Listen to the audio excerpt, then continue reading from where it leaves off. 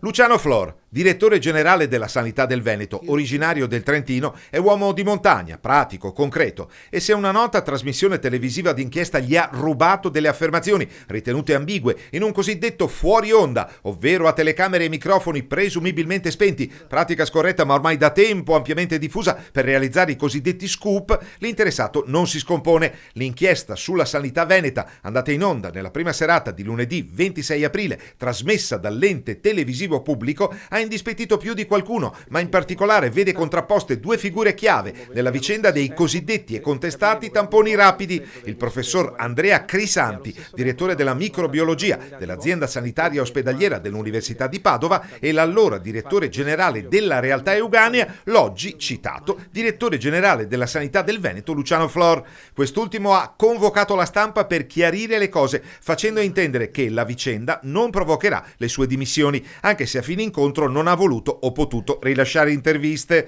Tutto parte da uno studio richiesto dall'azienda americana produttrice dei presidi sanitari, i primi, non certo i migliori, ma gli unici disponibili nella fase critica dell'emergenza sanitaria per porre un esile argine alla catastrofe, e dal fatto che Flor avesse comunque richiesto ai suoi principali referenti in sede ospedaliera, tra cui lo stesso Crisanti, di preparare una analisi scientifica di cui non ha mai avuto contezza nei panni di dirigente dell'azienda ospedaliera in cui è rimasto fino a fine 2020, ma che ha visto lo studio pubblicato da una rivista specializzata soltanto nella seconda metà di marzo di quest'anno, quando i primi passi della vicenda risalgono addirittura ad ottobre 2020, ovvero alla cosiddetta seconda ondata del Covid-19, la più devastante. Dello studio Flor dice di non aver mai ricevuto nulla se non la segnalazione di un approfondimento diagnostico che costituisce una situazione ben diversa. Queste sono le carte,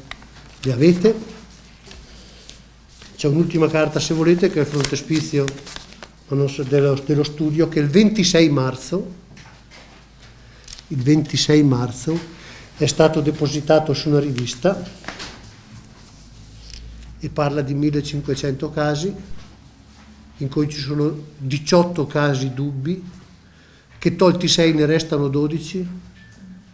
dove su 8 si fa il sequenziamento e ne saltano fuori 3 con un problema,